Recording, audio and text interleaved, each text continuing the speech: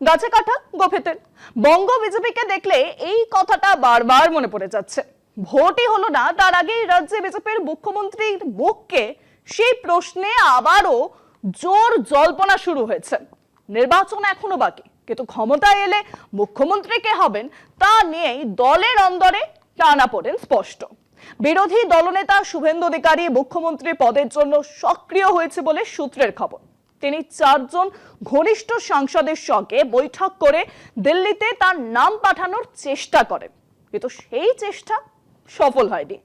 সূত্রের খবর, অমিত শাহ বলেছেন প্রধানমন্ত্রীর মুখ সামনে রেখেই ভোট হবে বাংলায়।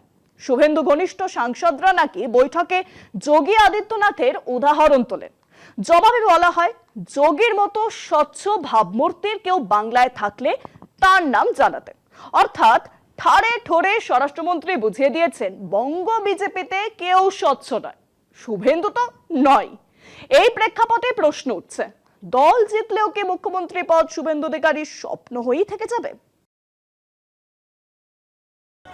কথায় বলে অভাগা যেদিকে যায় সাগর শুকায় যায়। শুভেন্দু অধিকারীর অবস্থাটা এখন তেমনই। সূত্রে খবর, বিরোধী দলনেতা শুভেন্দু অধিকারী বিজেপির মুখ্যমন্ত্রী হওয়ার জন্য বেশ সক্রিয় হয়ে উঠেছেন। তিনি রাজ্যের 4 জন ঘনিষ্ঠ সাংসদের সঙ্গে বৈঠক করেন, তাদের দিল্লির দরবারে গিয়ে তার নামও সুপারিশ করতে বলেন। কিন্তু সেই দরবারে বিশেষ সাড়া মেলেনি। শুভেন্দুর নাম খুব একটা গুরুত্ব পায়নি, এমনটাই দলের অন্দরমহলের ফিসফাস। সূত্র বলছে, সাংসদদের সঙ্গে বৈঠকও হয় স্বরাষ্ট্রমন্ত্রীর। সেখানে সোজা সাপটা জানানো হয়, নির্বাচনের আগে মুখ্যমন্ত্রীর নাম ঠিক হবে না। বিজেপির নিয়ম অনুযায়ী প্রধানমন্ত্রীকে সামনে রেখেই ভোটে লড়া হয়, বাংলাতেও তার ব্যতিক্রম হবে না। এরপরই এক সাংসদ যোগী আদিত্যনাথের উদাহরণ দেন। সূত্রে খবর, জবাবে স্বরাষ্ট্রমন্ত্রী বলেন, যোগীর মতো স্বচ্ছ ভাবমূর্তির কেউ বাংলায় থাকলে তার নাম জানাতে। এই কথার পরই নাকি শুভেন্দু শিবিরে নীরবতা নেমে আসে।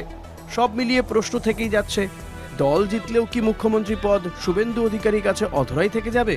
ক্ষমতায় এলে মুখ্যমন্ত্রী কে হবেন তা নিয়ে এখন দলের অন্দরে সবচেয়ে বেশি আলোচনা চলছে।